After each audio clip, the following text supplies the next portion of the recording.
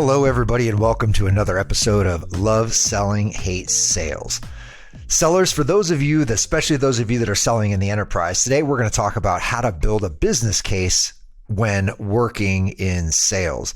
Now, listen, oftentimes and too often, I'm seeing that sellers are relying on a value engineering or a value consulting team to build the business case for their deals. It's a huge missed opportunity for you as a seller to not build rapport, building a business case out with your buyers and stakeholder groups. Why do I say that? Well, one, I've seen so time and time again that when you're working in a deal cycle and you need to go to your value consulting or your value engineering group to build out a business case, well, they only want to work on the biggest of the big deals. They want to work on the big sexy logos, the $1 million deals, whatever it may be. In the meantime, there are plenty of six-figure plus deals out there that are going to get tremendous value out of building a business case. You should be able to build your own business case for your deal. It doesn't need to be some ridiculously off the scale financial model. There are some simple things that you can do to build your own business case. And why should you do it yourself? Well, one, you want to separate yourself from all the other salespeople out there. It's sales, as I've said many times on the show, is a trust game.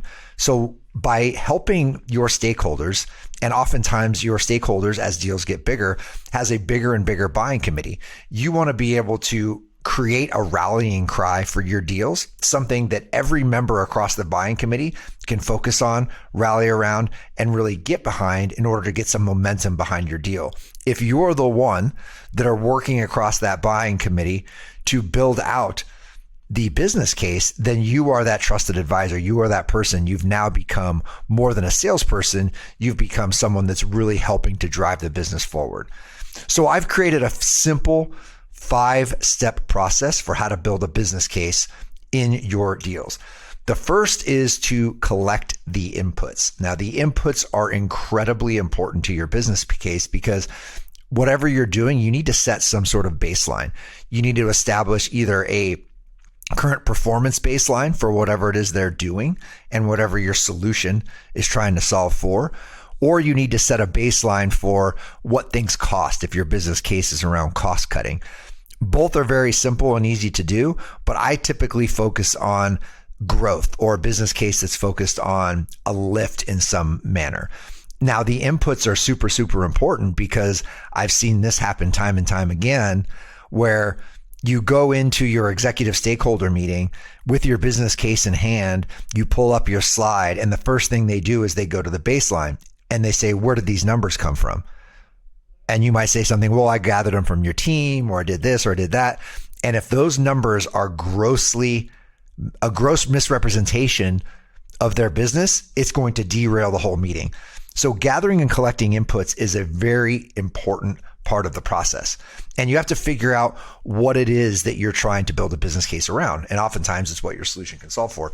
So what I like to start with is a simple Demand Gen Waterfall. I start there because the Serious Decisions Demand Gen Waterfall is a generally accepted practice among B2B sales and marketing organizations. And what that waterfall looks like is what number of inquiries are you generating? 2 is how many of those inquiries turn into marketing qualified leads or MQLs? How many of those are accepted by the sales team? How many of those are qualified by the sales team? And then how many of them are closed won? And as you'll see, that's a simple funnel that you can have conversion metrics throughout. Now, every business doesn't adopt the Serious Decisions funnel, but part of your process as you're collecting inputs is understanding what their funnel looks like. What are the definitions? What are the terms? How do they convert? And what are the different levers or points throughout that funnel and conversion process that are missing, where there are gaps? So you're really doing some detective work in your initial discovery to gather inputs and understand what that funnel looks like so you can start to create the baseline for your business case. So that's step 1, is collecting the inputs and making sure that they are very, very solid and sound, because if they're not, it'll come back to bite you later in the sales process. So step 2 is really identifying the key levers that your solution can help lift across that conversion or across that funnel.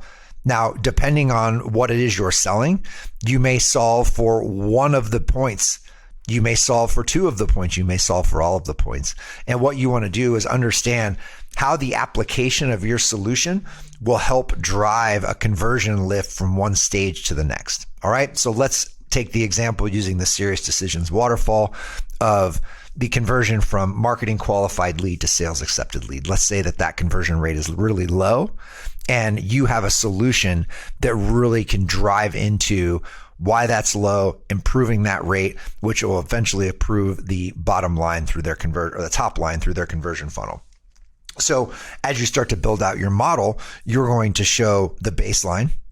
You're going to show the baseline now with a bump in lift in that MQL to SAL bucket, how you help with that lift, and that lift should show an overall revenue lift at the end of the day, right?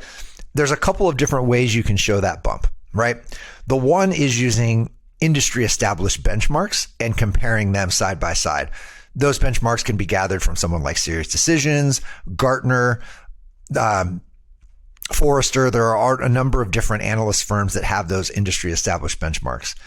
Now, if your customer or prospect is performing above those benchmarks, then that's not really going to help you. But if they're performing below them, you can show how your solution helps to get people closer to those industry standard benchmarks.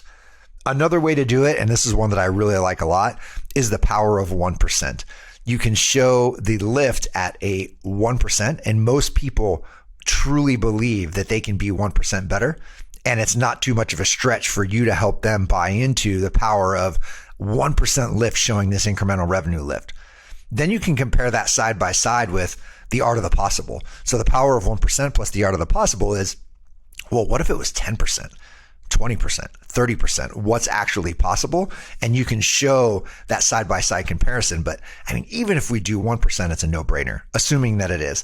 Right? So those are two different ways you can do that. It's industry standard benchmarks, or you can do the power of 1% plus the art of the possible. I like both of those as options as you're building out your business case.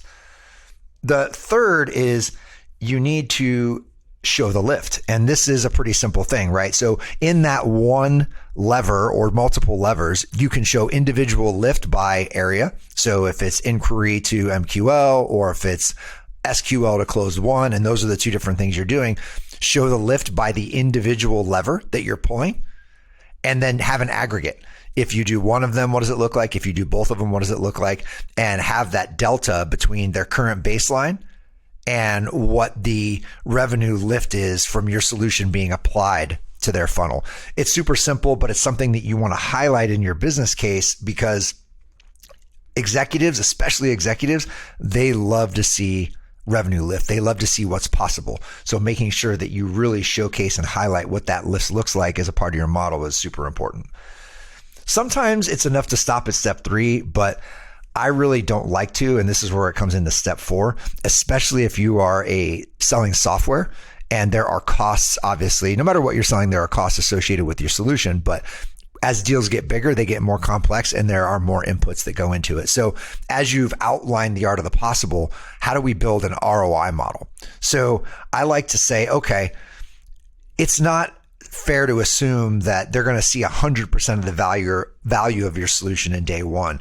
So if you look at your lift number, let's look at that lift over the course of a year.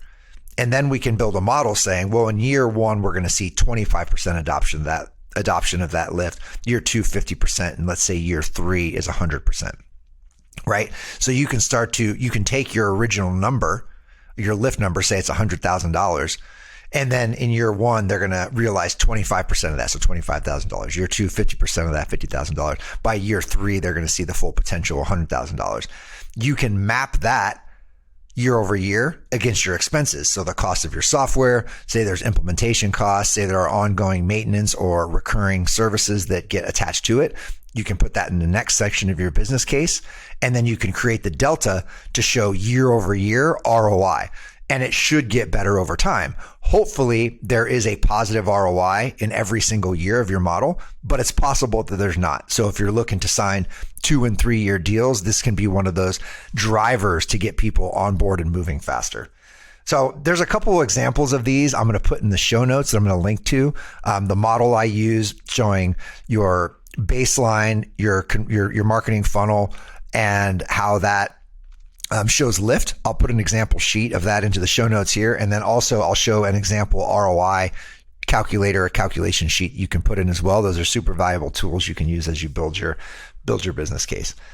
And then step 5 is the presentation. Oftentimes these things are great tools on their own, but the business case can get a little bit overwhelming to look at. So if you go into a pitch or a presentation with your executive audience, you want to have that executive summary and that presentation really tight and clear. And the format I like to use for that is really simple: exec summary and appendix. And what I mean by that is the exec summary might be the only thing the CEO or the board ever sees, and it needs to be really tight and clear. And some of the things that you want to highlight: one is, what is the ask? Present the terms of the deal very clearly up front. It's a $100,000 investment over 3 years, and we're expecting to impact growth in these 2 areas, right? The impact represents this much lift in revenue, pull that from your business model, and this much ROI over 3 years, pull that from your business model. And then sometimes I like to build in a cost of delay or things like that. And I put an example of that into the show notes as well that you can link to and look at.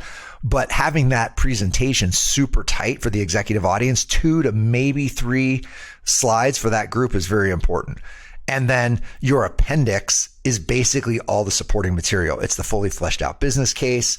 It's the terms of maybe your statement of work or the features and product features that you're selling from your software solution. All of that stuff goes in the appendix because that's just going to get what you're going to use to get signed off by either your business users day to day, your procurement team, your legal team, all of those types of things.